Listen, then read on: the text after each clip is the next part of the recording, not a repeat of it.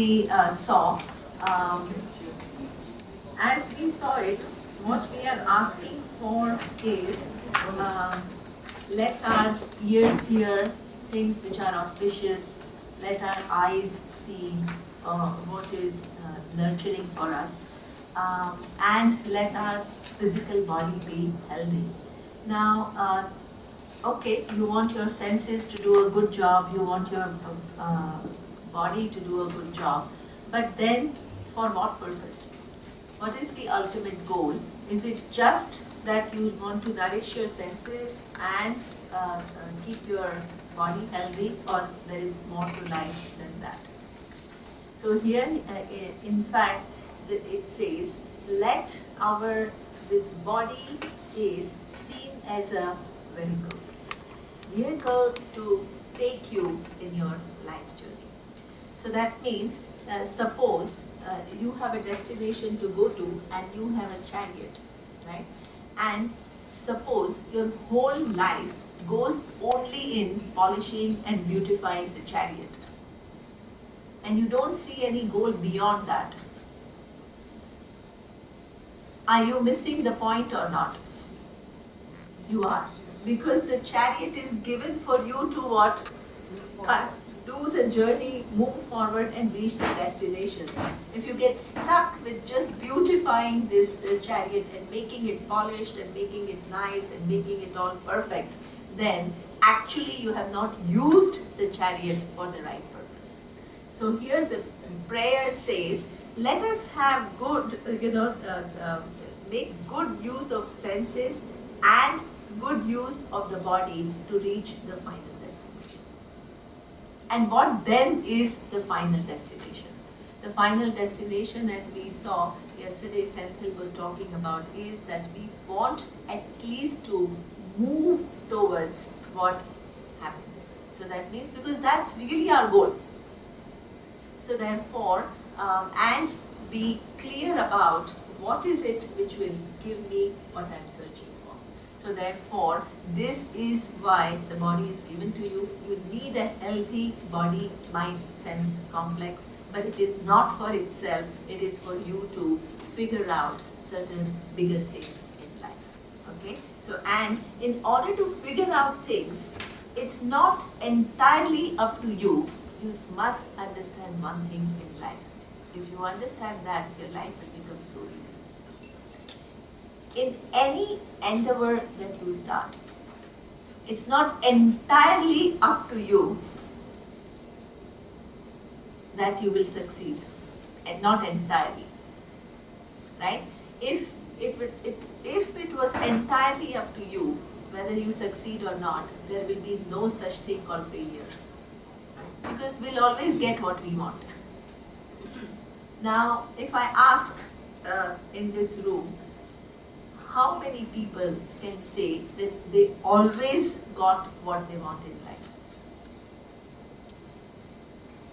Always. That is not possible, right?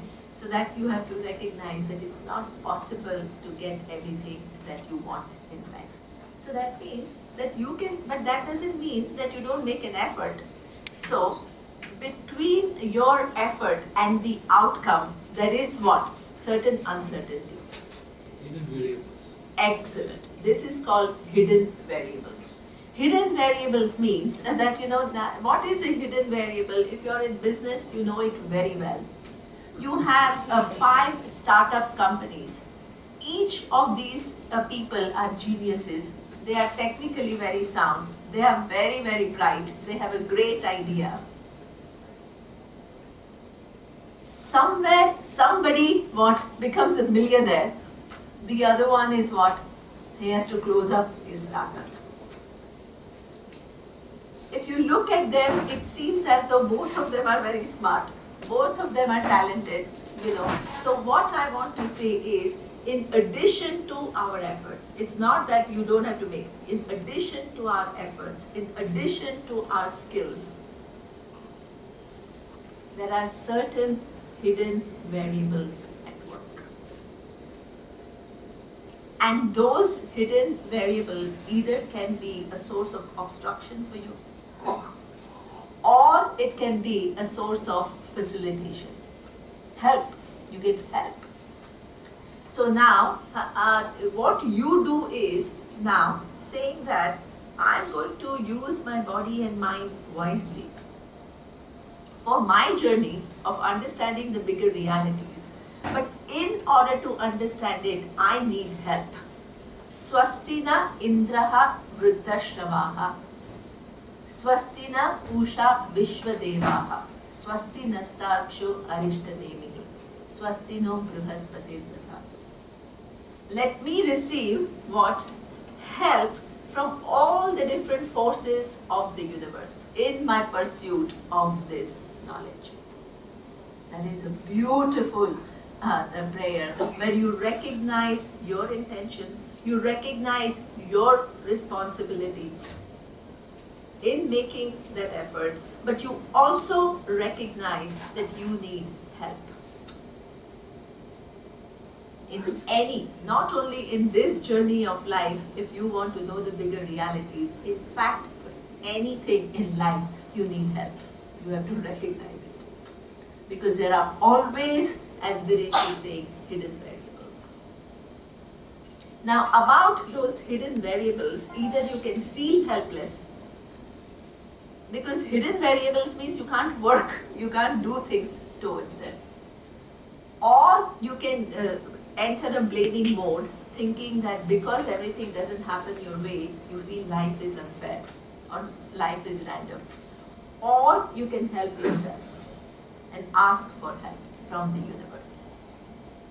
So that action of asking for help from the universe is named as prayer. That is called prayer. So, we are living, as we will see very clearly in the next verses, that we are not living in a dumb universe. Why can you say that you are not living in a dumb universe? Because if you yourself know it, I don't need to convince you. Suppose when you are 11 years old and you want to become a doctor. Suppose, right? Now, is it you waiting and going under banyan tree and saying, oh, somehow some miracle will happen and I'll become a doctor? Does it? No. You know exactly what to do in order to get into this medical school. You need to take science subjects in your secondary school. You need to then go to the 12th standard. You need to do well. And therefore, it requires efforts. So that means, understand this, if the world was totally random, there would be no connection between what your efforts and the outcome. You will not be able to say that if I want this, I should do this. The very fact that any CEO can do strategic planning means what? There is what? In implicit planning, there is an understanding that there is an intelligent universe. If I do this, then I will get this outcome. You don't need Vedas to tell you. In fact, all your decision is made based on this understanding that there is a relationship between the efforts that I put and the results that I get. What it implies is what? You're living in an intelligent universe. There is an intelligent design which connects your effort to outcomes. So that means now this very intelligent design which connects your efforts to outcome, what you're doing is adding the prayer is one more action. By asking for help, what you are doing is what? Creating one more variable. This is an action. Any action has to result in an outcome. So therefore, what you are doing is adding one more variable which will help you towards that goal.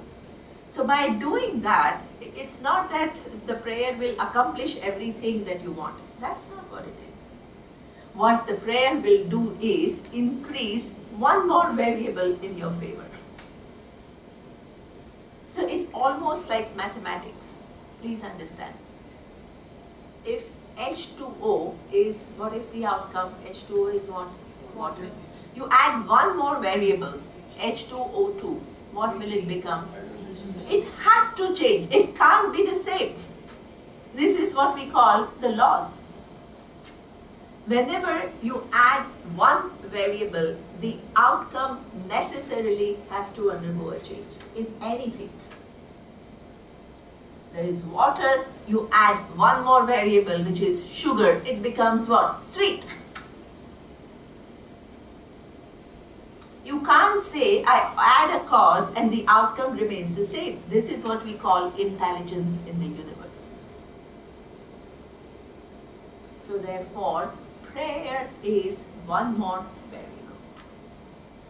Now, the total result may still not be exactly, because it's not the only deciding factor. You must understand. Because it's a function of number of variables. Anything between your effort and the outcome, it is a multiple variable model. So you have to do everything else and one prayer which will help you. So it works on probabilities. So that means it increases the probability of your getting it. So here you are asking for help from all the forces of the universe in your pursuit of this knowledge. So this is what it does. Now, after having asked for help, so that's what we all who are here gathered, we also have to do that. You have to tell the universe, in fact, you have to be clear in your own mind that I'm not here just to chat with people, hang out with people, I'm not here to just have a good time. Yes, you will have a good time, but you're here for something much bigger. And you need help from the universe to accomplish or at least make it successful. Now, let's then, the Upanishad starts after the prayer. We'll see how the Upanishad starts. It says, Om Sukesha cha Bharadvajaha Shaibhyascha Satyakamaha Sauryayani cha Gadyaha Kausalyascha Ashwalayanaha Bhargavaha Vedanvihi Kalpanti Kyatyayinihi Tehi Aste Brahmapara Brahmanishtha Param Brahman Eshamana Esha Evai Tat Sarvam Shakyati Iti Teha Samitpanaha Bhagavantaha Pippalat Upanishadaha. So basically, there are, the Upanishad starts with group of students. They are all named. The name of the students are Sukesha, Bharadvaj, Shaibhya, Satyakama, Saurya, Gandhya, Kaushalya, Ashchalayana, okay, and Bhargavaha. Okay. Now there are all these students. They all want to know something which will, certain bigger realities of life. So they know, yesterday Viresh was asking this question, that what is the difference between science and Vedanta? So all these people, they know that the senses, when you receive the report from the senses and you use your inference in order to process the data which is received by your senses, there is only this much you can do.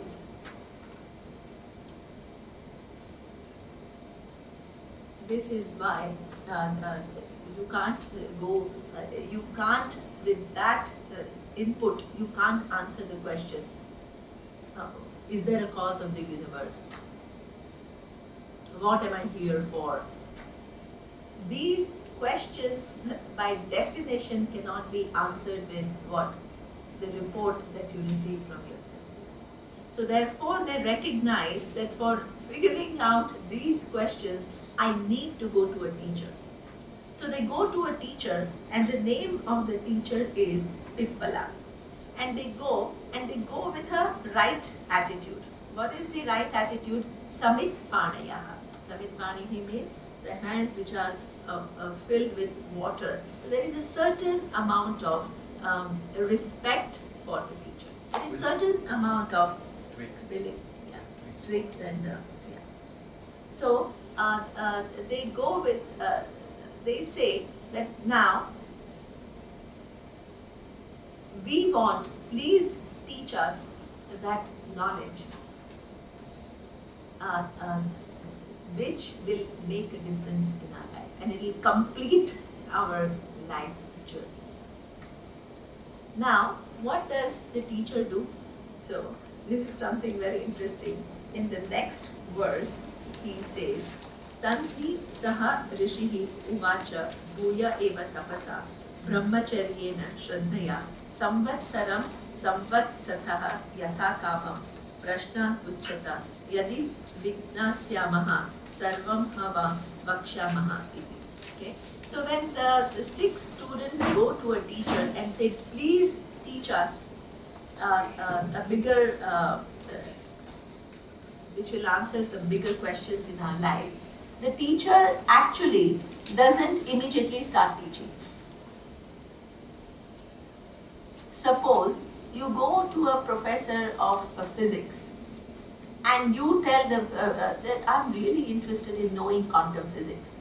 You think he'll start telling you what quantum physics is and start teaching right away? Will he? No. Huh? You have to first prepare yourself. It's not for any discipline of knowledge, for any higher learning. You have to have certain amount of qualification.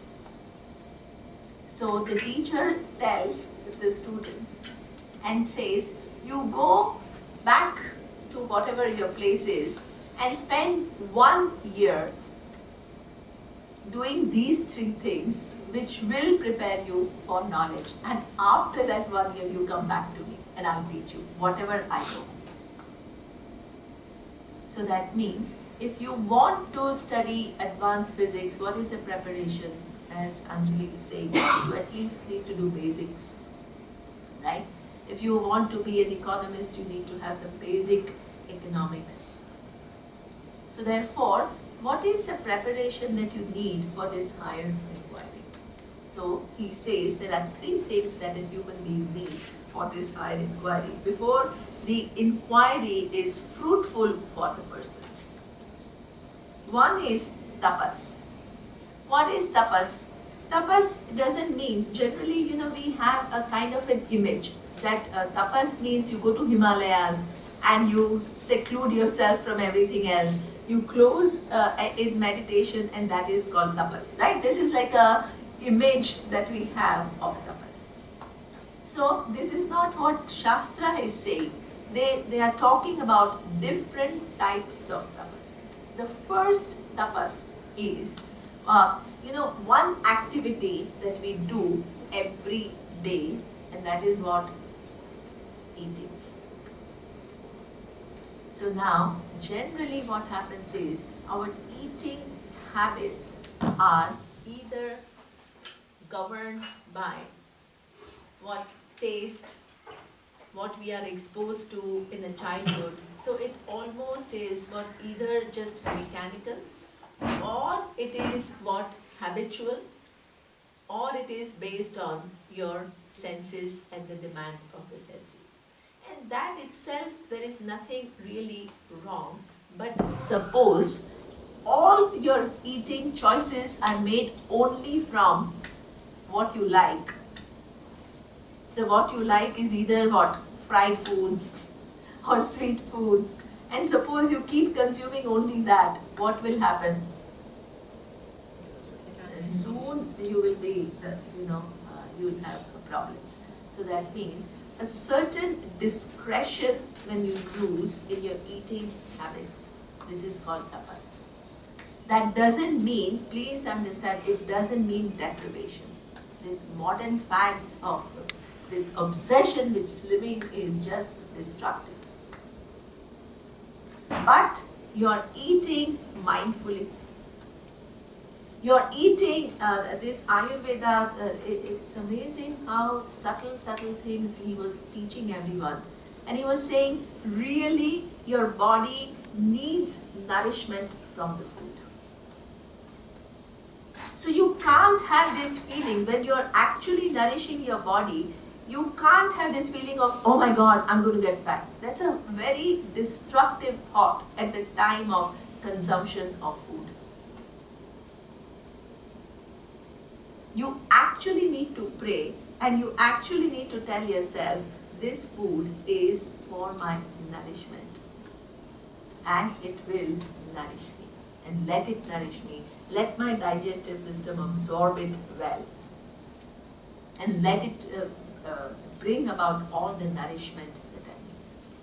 This is a change of attitude towards food. Eating is something that we do 3 times a day or even more. In small things, your things have to change. Otherwise, you continue to live with a very incomplete attitudes towards things. Incomplete.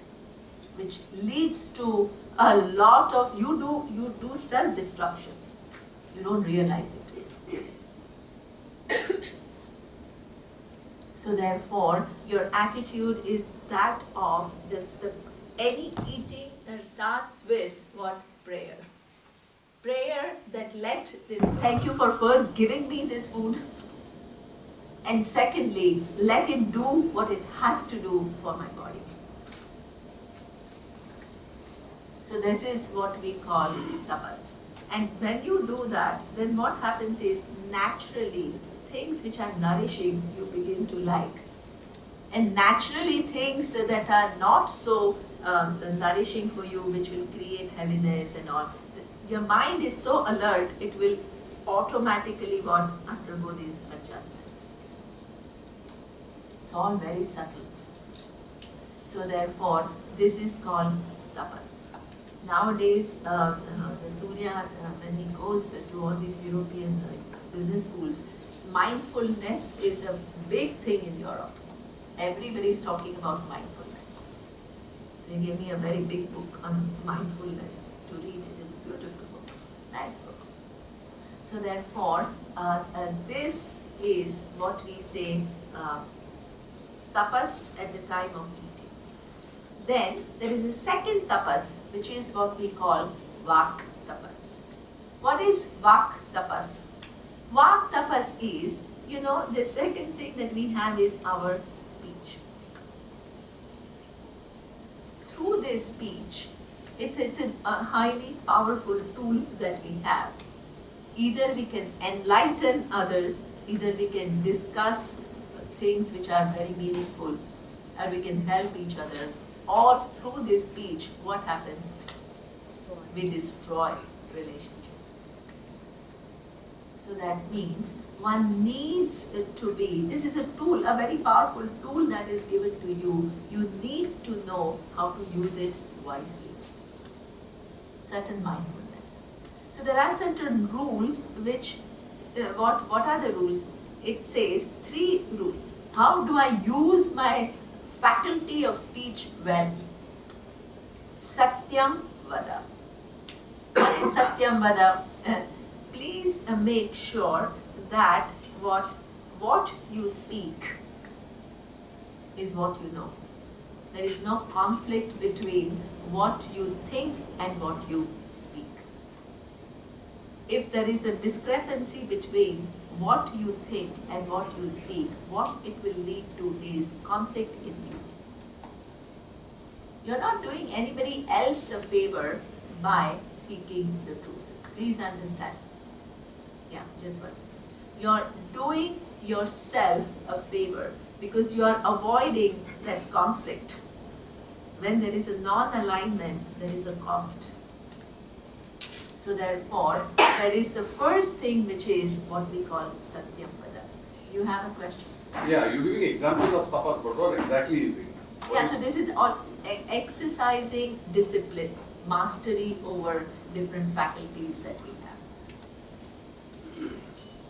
You need to begin to, see, tapas is an activity to gain mastery over these faculties that we have. Okay, So,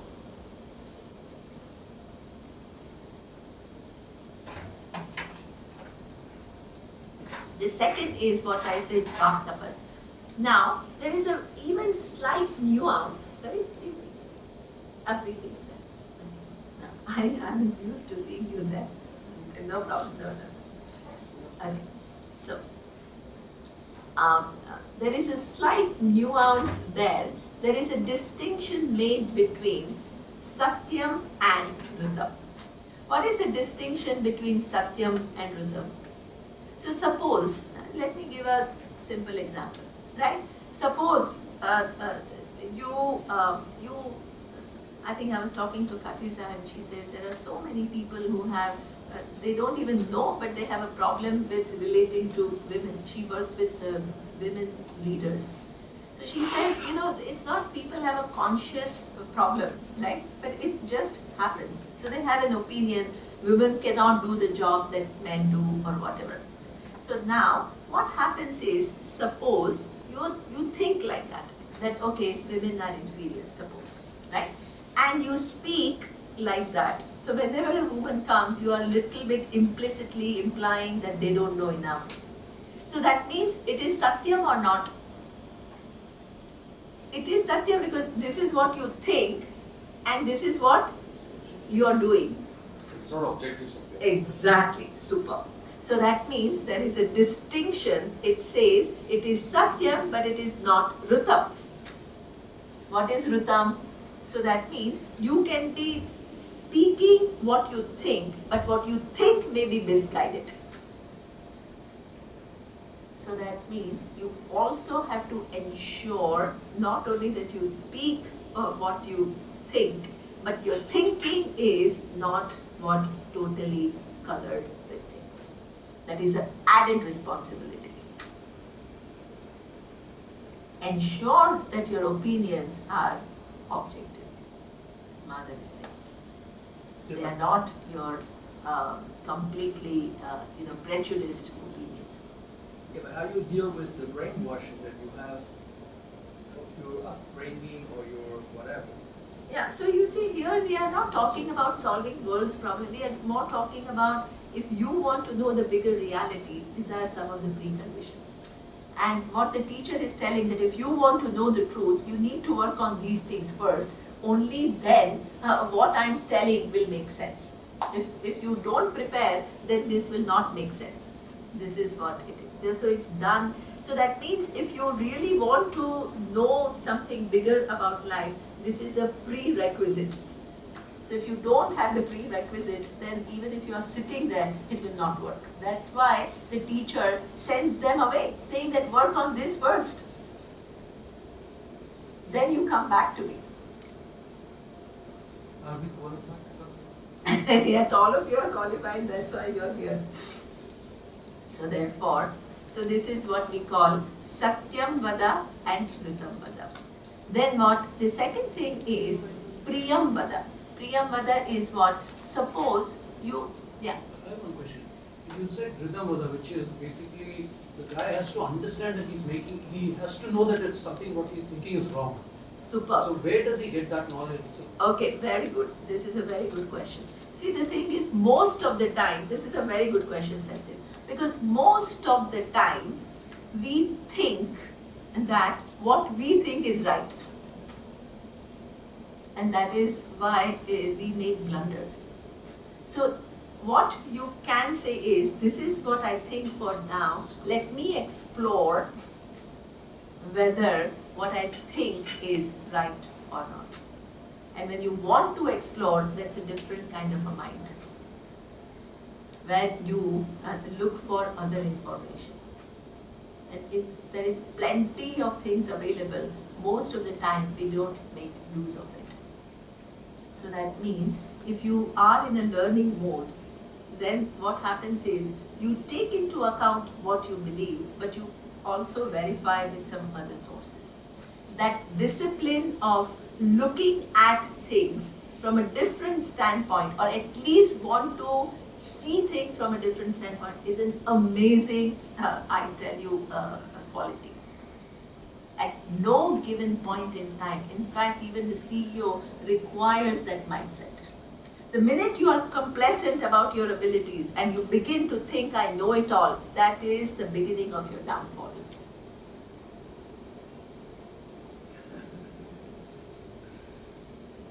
So that means that curious mind which is engaging and trying to find out. We may not be able to do 100% in everything and every time, but just that thing, let me look at this situation in some other way. So even in, I think in some business studies, they showed about, in some case studies, I was reading it, and it says, there was a CEO of a very successful company which had monopoly over something. And the competitors were kind of introducing another technology which was going to make his product outdated. But this person was only in his, there is no other person in the market, and it will take them ages for them to kind of, Nokia. It is Nokia. Xerox. Yes. Nokia. Yes, Bluetooth, Nokia. BlackBerry. Yes. That is a very famous case study.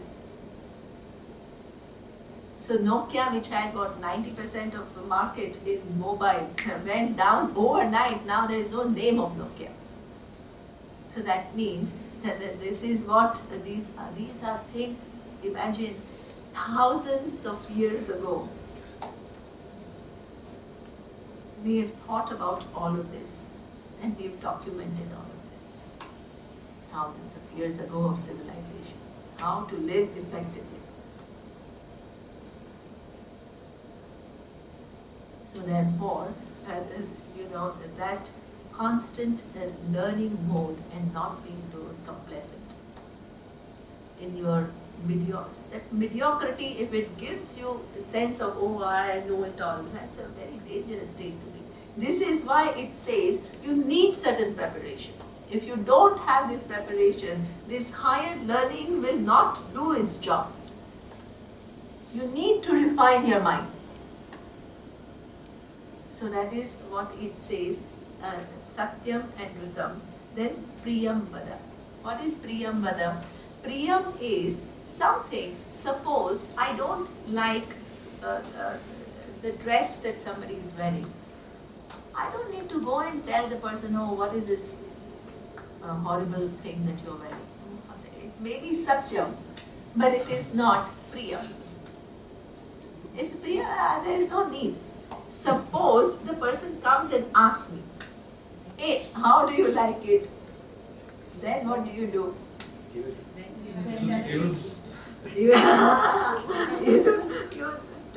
don't totally say it's beautiful. And you have to be Satyam also. You can't just say things like. So what you have to then say is Priyam Vada means you to tone it down a little bit and say this may be not my style. That's a truth. Right? So that means you become nuanced. You don't unnecessarily hurt people. That's a very, very beautiful quality. You are mindful about what you say, how you say, unnecessarily hurting people, unnecessarily putting them down. That's not needed. Really not needed. Because it creates hurt. So this is part of this Vaktapas. So therefore, Priyam Vada and then Hitam Vada. What is Hitam Vada? Something which will bring some meaningful thing. We spend hours and hours and hours just kind of, sitting and gossiping, and which is so counterproductive. Doesn't bring any good to anybody. So that means that is what Hitam Vada. So this is what we call the speech, the organ that you have been endowed with. Now you have to learn to use it well. So this is what we call Vak Tapas. And finally, what we have is Manas Tapas. What is the tapas of the mind? So therefore, there are practices such as meditation. They are so important because, see, the physical external things you can clean, but the mind and what goes on in it, how are you going to, what is it clean? You don't have a detergent to clean your mind. So therefore, you need, see now, for most of the people, meditation is a practice. I'm not going to go in detail here, but for most of the people, meditation is a practice where you just, stop your thinking, thoughtlessness, or just observing your thoughts. But for Vedanta, meditation is much more than that. Much more than that. How is it much more than that? It is a time that you spend after you have listened to the teaching. You spend time with yourself, bringing that teaching, dwelling on that teaching. And if you have thought processes going on in your mind which are the result of so many past years of habitual way of looking at things, you what? Reorient your thinking. This is a very active process. It's not a passive thing. It's not thoughtlessness. It's actually reorienting your mind and it's a whole way of looking at things with a different vision altogether. So that means if you don't sit with yourself and extract things from the teaching and see how valid they are and then consciously break free from your habitual way of looking at things, it will not happen. You need that time. What do I mean? I mean that suppose I told you today, Satyam Vada, Rutam Vada, Priyam Vada, Hitam Vada. Right? Now you say, oh, I know it all. Is it that from tomorrow you're going to do everything right? No. So that means what? You don't have lack of knowledge. You now know it. But still the mind continues to be in a certain way. So now how you're going to align it to what you understand? It requires time and it requires effort and it requires, in the time of meditation, you need to slowly guide your mind to think in other directions. This particular process of guiding mind again and again and again in new directions, in new ways of thinking, in neurosciences they call it neuroplasticity. Now they are talking about neuroplasticity. What does neuroplasticity mean? It means that by practicing, see, generally the way we think, and we have a habitual way of thinking, and those thinking patterns create certain neuron pathways, physical neuron pathways in our mind. So that means if an external situation occurs, your mind will what? The neuron pathways will lead you to what? Automatic processing of the data and leading to certain conclusions. Now, suppose you find that these automatic conclusions that I come to are not very, and self-enhancing, and you want to break free from those patterns. What do? It is not an overnight job. Every time there is an external situation, your mind will go into this habitual way of being. And what you need to do is consciously pause and ask yourself, hey, what is the evidence I have to jump from this fact to this conclusion? You have to ask yourself. So the more and more you do that, and more you align yourself to it, then what happens is, over a certain period of time, what happens is your neuron pathways undergo a change. There is a physical change in your brain. This is what we call neuroplasticity. This is what the scientists empirically verify. They see the neuron pathways change over a period of time.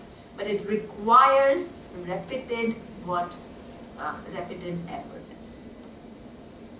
So this is what is an example that in meditation, you at a very deep level of absorption, you redo your thinking processes. re-understand the world, re-understand your position in the world, re-understand the level of your participation in the world. This is very much required. So this is what we call manas tapas. Then the next, so these are different types of tapas. The next one is what we call brahmacharya.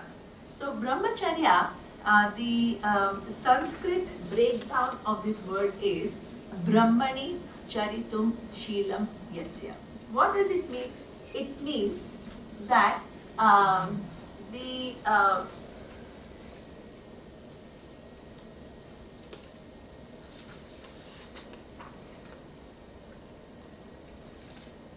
when as I told you yesterday, that when you ask anybody what is the goal of life, then they would all say that it is what the happiness. But what they do for that happiness can be many different things. So therefore, what Vedas say is, now these things that we look for, they have a value, but they are not able to give us what we really are looking for. So there is one pursuit of knowing the reality which will then put everything else in perspective. So it is like knowing the whole of an elephant. After knowing whole of the elephant, each part will what? Make sense. If your focus is only on that part, then what happens? The wholeness is not there and the part becomes what? The whole for you. And when the part becomes whole for you, you're operating from a starting point which is what? A distorted vision. And when your starting point is a distorted vision, then what happens is ultimately things become even more and more complex. Instead of solving things, it becomes more complex. So that means what you have to keep reminding yourself is, I am, everything that I'm doing in my life is wonderful, but I can't continue to do whatever I'm doing at the cost of understanding the bigger picture. So this particular thing about keeping the importance of this knowledge in mind is called brahmacharya. So Swamiji used to give an example. But he said, his examples were always very creative. So he says, suppose you go to, you all came from somewhere, right? So let's say you came from Bombay. And when you go to the airport, right? And when you have this departure board, where you have to go, let's say is Cochin. Where is that flight coming? Where is that flight on the board? Where is it appearing? The flight is going to take off in 2 hours. So where is down, right? Now after you check in, then the flight is moved slightly up. Then after you go past, suppose some whatever this security and all that, what has happened? It has moved a little up. And then what? There is an announcement for boarding. Then where is the flight? And then there is a final call, which is what? Same. In our life, initially, knowing the big picture is what? Somewhere down there. Our whole priority is what? Oh, I have this wedding to go, and I have this party to go, and then I have this dinner to attend, and this is where our whole life is. Or I have this, I want to make this much money, or I want to gain this much from the stock market. This is what we think. That looms large. And then, this knowing the bigger picture is what? Somewhere so down below, it doesn't even come anywhere near. As you get a few knocks in life, you begin to understand that, hey, this world is, what you are wanting from it and what it ends up giving you is a little bit of a, there is a little bit of a mismatch. Then investing in that bigger vision becomes a little bigger, your investment. As you begin to expose yourself to this vision and begin to see the difference it makes in your life, you have a taste of it. Then the importance of this vision is what? becoming little bit higher. At one point, you understand that without this vision, life is never going to be totally complete. And with this vision, everything is like a jigsaw puzzle. When you see the whole picture and every part is in its right place. You don't have to deny anything. You don't have to keep away from anything. Every part is where it is meant to be. Neither more nor less. Then there is a certain amount of equilibrium from which you operate. This particular thing is what we call the brahmacharya. You have to make this teaching, see the importance of teaching in your life, for yourself. Nobody can convince you unless you see it for yourself. You can only come for one retreat to give a benefit of doubt. But ultimately, you only when you see the benefit for yourself, you will be connected to it more and more. So this is what we call living a life of brahmacharya. And the final thing is Shraddha. What is Shraddha? There are the 3 things that he asked the students to work on. And the Shraddha is generally translated as having faith. This is not faith-based. Please understand. Shraddha is a very dynamic word. It is not this kind of a, oh yeah, leave everything up to, everything will be taken care of. It is not that kind of a word. Shraddha is not that. Shraddha means, as we saw yesterday, that the certain amount of openness that you require in order to go through this process of unfolding and seeing what it has to say, without having preconceived notions, without this whole thing of, how can I challenge it or how can I negate it. You want to understand something. So that particular disposition is called Shraddha. In Vedanta, it says, Guru Vedanta Vakyeshu.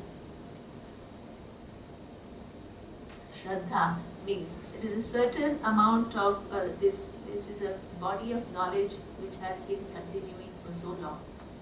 And then there is a whole big tradition which is transferring this knowledge. It must have something in it. Let me at least listen to it with an open mind. So that is what we call Shraddha. So now what happens is that all 6 students work on these qualities for 1 year. And what happens is, after 1 year of working, they go back to him. So this is something which is a good thing, right? So suppose you come to me and say, okay, I want to learn from you, and I say, yeah, I'll come back after 1 year and do all of these things. How many of you will actually work on all these things and then say, okay, now I've come back? Huh? So there is a story where this is a traditional story, and they used to say that in olden times there were many pandits in Varanasi. Varanasi is Banaras, right? And many people would go to those pandits in Banaras and say that I want to learn this amazing knowledge. And suppose the teacher thought that you are not ready for it. So instead of telling you that, hey, you are not at all qualified, you have problem with concentration, you don't have values that you follow, you are all over the place, when will you ever understand it? Forget it, right? Instead of saying that, they will say, you go to Rameshwaram, do little puja there, and you come back. So what happens is, if you are not really interested, what will happen? When you go on to Rameshwaram, you will get fascinated by something, then your mind will go there, then you want to start a business, then you want to do something else. Then what happens is, naturally, your mind goes on to something else. So the fact that you go and you come back, it means what? That you are committed. So now, all those 6 students, they came back.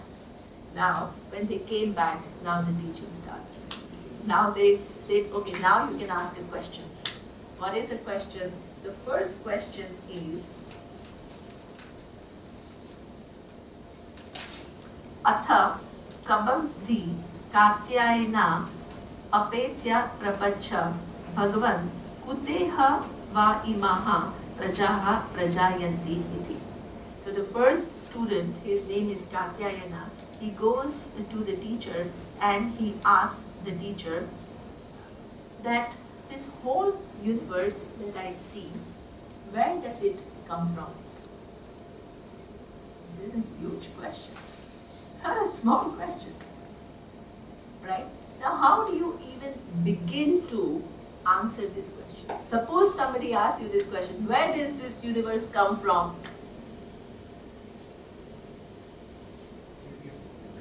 You can go to a Big Bang theory, right? So that's what, something happened and everything came into one. But it's not as simple as that. So if I ask you, okay, so what was there before Big Bang? No scientist who is honest with this, we don't know. In fact, they call Planck's time, no? So a few seconds after the Big Bang, the scientists, they know from then on what happened. But just a few seconds before, they don't know what exactly. They have no access to the data. Nothing. They don't know anything. So here, the approach is different. Here it says, suppose you want to answer that question. You start with, and you want to logically answer that question.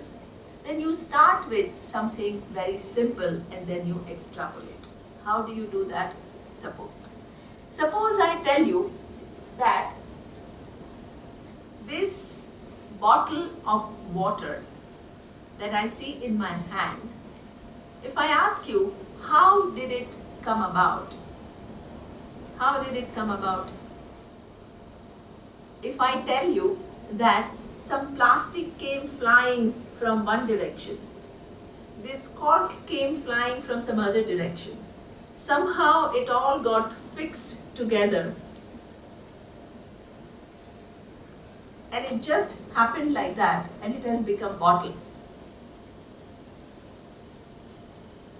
Is it a credible story? Will you believe me? No. Why not? There is no logic. Please understand. There is no logic there, because what is the logic? The logic is any intelligent creation requires what? What? A certain intelligence which puts things together. It's not just random coming together of things. If it is an intelligent design, what is an intelligent design? It has a given form, it has a given function, and it serves a certain purpose. So therefore, whenever there is things which are intelligently put together, there is what we call intelligence. So, in Sanskrit, they use this word. It says, Ghatasya Karta Ghatatyaha. What does it mean? The maker of they had those, in olden days, they had examples like pot, not bottles. They didn't have plastic bottles. So here it says, the pot, the very fact that there is a pot, it implies what, even if the pot maker is not present, it implies that there is what? A pot maker. And what does that pot maker need to make a pot? It needs two things. It needs, material will come a little later, but the first it needs what is knowledge. You need to first visualize the pot in your mind, and only then you can what? Put it together. Without visualization, it will not happen. So that means you need the intelligence, you need the vision, absolutely. You need the vision to put it together. Now suppose you have a vision, but if you don't have skillful hand, then can you make the pot? No. So that means you not only need the knowledge, but you also need the skill, which is the power to make it. So that means ghatasya karta ghatajnaha. So that means that the person who makes the pot has to have what? The vision and the skill. The knowledge and the power.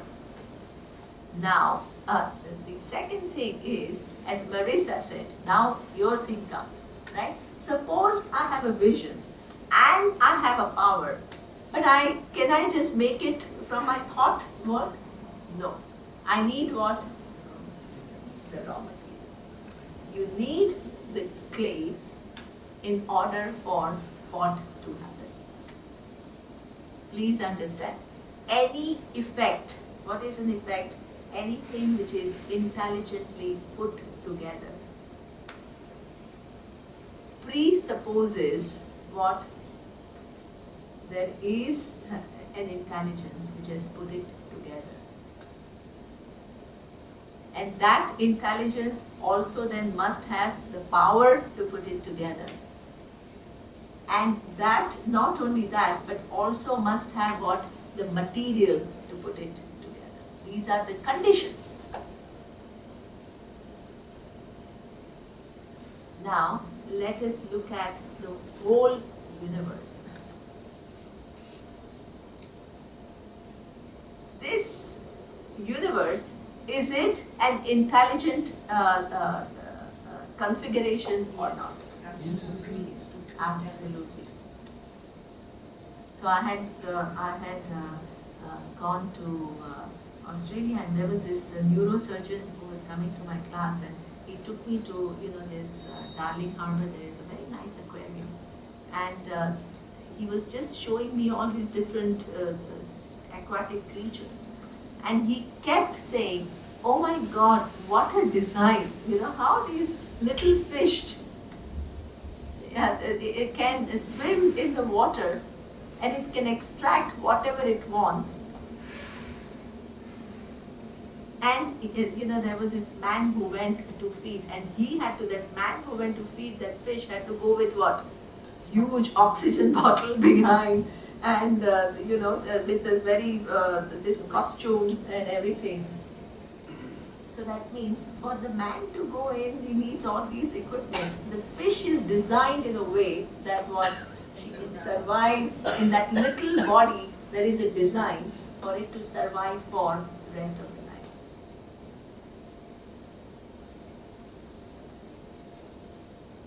So that means this is intricate work.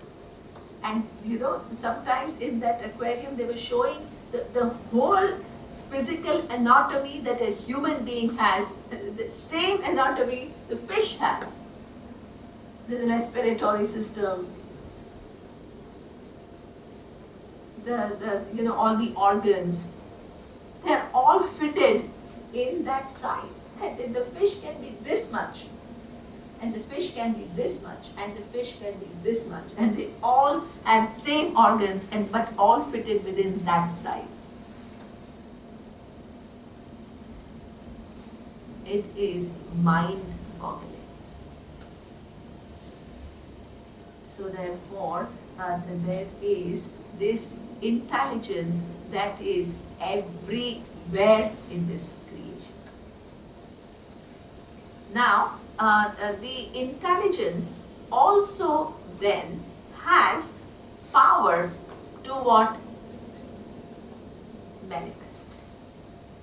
So that means this is what we call the cause of the creation. The intelligence, all knowledge, which has the power to manifest as what? The big fish, the small fish, the bird, the animals, the human being. The planets and the planetary positions. So therefore, there is the same intelligence as what we call power. So, ghatasya karta ghatagnaha, sarvasya karta sarvajnaha. Here we are talking about not just the maker of one given object in the universe, we are talking about the whole of universe. So that means what is the definition of universe? The definition of universe is time, space, and anything that exists within time and space. So this is what we call, if the pot, this is a logic, please understand, if the pot maker requires knowledge and power to make the pot, the maker of everything, which is an intelligent design, must have what? All knowledge and all power. Sarvajnaha, Sarva Shaktiman. Now, the third question is, as Marisa was saying, not only you need knowledge and power, you also need material. So, what is the material that this intelligence used in order to create the planets, the stars, the moon, the sun? What is the material?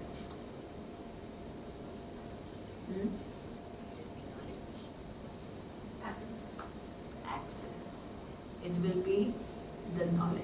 The knowledge itself is the material cause. What does it mean? It means that suppose you think, now look at this. Suppose you think that there is this entity called all knowledge and all power, and he used some material to create what? The whole world. If there was already some material existing, can you call this the creator of that? No.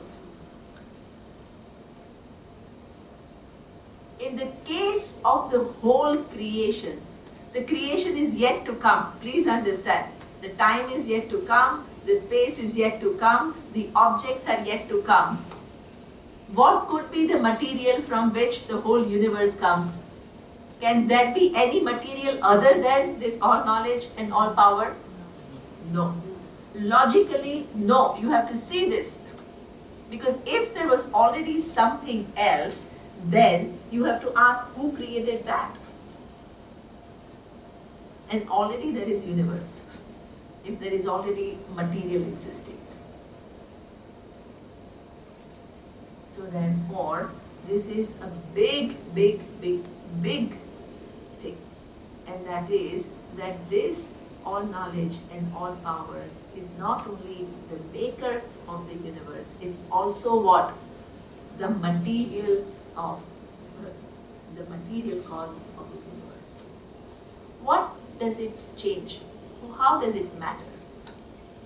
It makes all the difference with reference to one big question, and that is, where is the location of that cause? It answers that question. How does it answer that question? Suppose, right? The pot maker can be away from the pot, the material cause of the pot, which is what? The clay. Can it ever be away from the pot? No. It can never be away from the pot. So suppose this cause of the universe from which everything came is also the material cause of the universe. Where would you find it? Everywhere. Do you see the logic? Do you follow the logic? So that means that, do you see, you must follow the steps. If you don't follow the steps, you'll go off. What is the starting point? The starting point is anything which is intelligently put together requires a cause. It cannot be random. That was the first logic. What is the second logic? That if I make a small object called pot, I need knowledge of the pot. and I need also the power to make the pot. So if from one intelligence the whole universe is going to come about, what kind of intelligence it has to be? All knowledge and all power. It can't be anything less than that, right? Now the third question is, not only you need knowledge and power, you also need material to make the things. While in the universe, which is already there, what the maker can be different from the material. Like the pot maker is different from the clay. But in the case of the creation of the whole universe, the maker cannot be different from material. Why cannot be different from material? Because if there was already an existing material, then that means what? Already there is a creation. How can you call this entity creator of the universe? Maker and material is the same. Superb. So that means that the maker and the material of the creation is the same.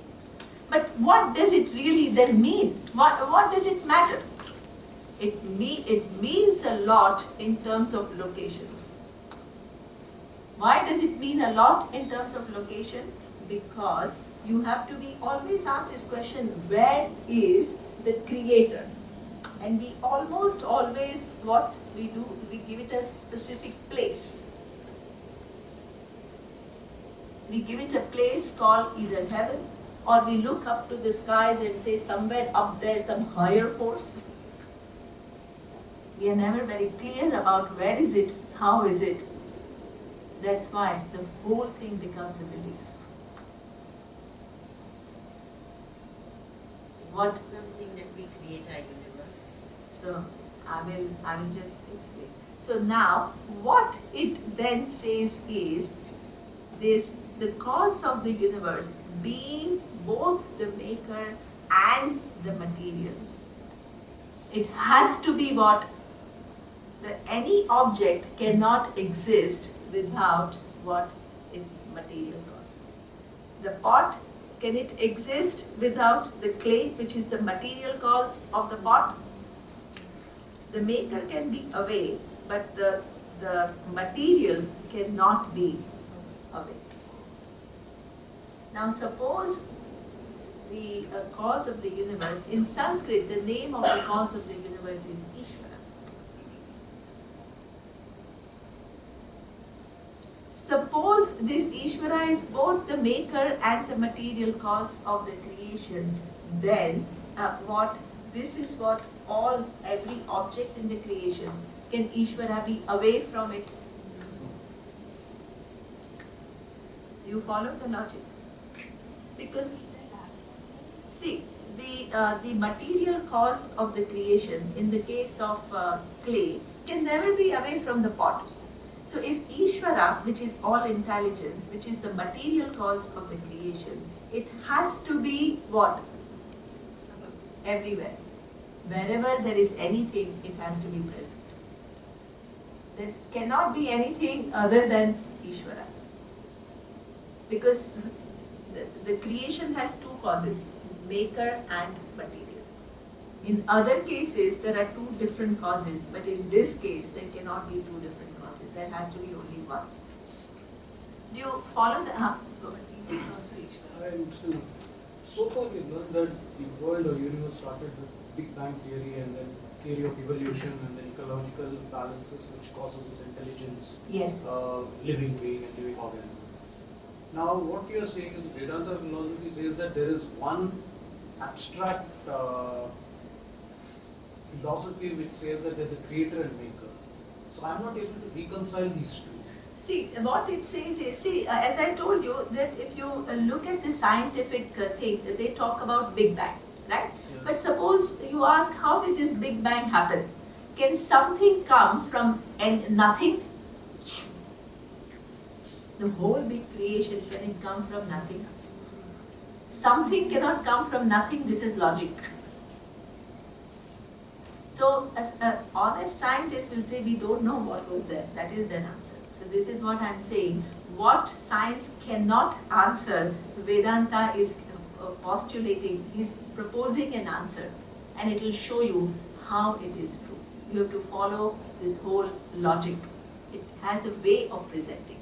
And for way of presenting, a series of logics are used, and you need to follow those logics. If you don't follow the logics and keep going back to your previous knowledge, you will not get it. So you have to follow this line of thinking, which is attempting to make you see certain facts. So it starts by saying, see how the logical steps are. How did it start? If something is intelligently put together, can you say that it has just come about? So now this whole creation, is it intelligently put together or not? Yes. So that means there is this intelligence. Then you have to ask, what kind of intelligence is it? Then it says what? That for a pot maker, you take an example, simple example, and then you extrapolate. If a pot maker requires the knowledge of a pot to make a pot, the maker of the whole universe requires what? All intelligence. Only the pot maker, is only the intelligence sufficient? No, it requires what? The skill, the power. So that means the cause of the whole universe also requires what? All knowledge and all power. Then in addition to for the pot maker to make a pot, in addition to knowledge and power, you require what? The material. What is the material in the case of a pot? A clay, which is other than the pot maker. Right? The pot maker is not clay. But in the case of the whole creation, can you make the statement that this all knowledge and all power used this material to create the universe? Can you say that? If already there is some material which is existing, then what? You have to ask, who created that material? So that means there is already somebody else. Then there is infinite relation. So that means this knowledge and power, the universe is yet to come. Please understand that. So there is no question of an existing material. So that means the material also is what? The same all knowledge and all power. As you see, it will become clearer, right? It's not easy, but it will become clearer. Yes. In this case, the maker and the material are the same. You cannot separate creation from material. Excellent. So that means, so that what it means then? I mean, what does it mean when I say the maker and the material are the same? What does it mean? And intelligence. Huh? The maker, the material, and intelligence. So that means, in fact, intelligence is both the maker and the material cause of the universe. In fact, intelligence is from which the whole universe is conceived and from which everything is come about. And it pervades everything. Now, Sorry to. See, are you saying that there is some form? no, where did I say? See, all knowledge and all power from which everything comes. There is no form there. See, if it was one form, it cannot create other form. These are all logical steps. If something is already red, from red, blue cannot come. If something is creating both red and blue, itself has to be what? Free from being red and blue. This is like mathematics. Actually, it is like mathematics. If you have logical capacity, you can understand this. It's very easy. It's not difficult. So does it mean that supposing this intelligence that has created everything, that means it's there in everything, and that means every, there is nothing up there that we're thinking. It's all around us and it's everywhere. Superb. That's exactly what it is saying. Now, how it is so is explained through an example. So I think example will make it clear, right? So what we have come to is what up to now, that there is this intelligence from which the entire universe what has come. And not only the entire universe has come, but it is pervading the entire universe, here and now, right now. Because it is the material cause, so it has to be everywhere. Now, how do I demonstrate to you that right now, in the creation, there is intelligence everywhere? How do I demonstrate? So there is a method through which it demonstrates that how this whole creation right now is pervaded by intelligence. So it starts by saying that in this universe, oh,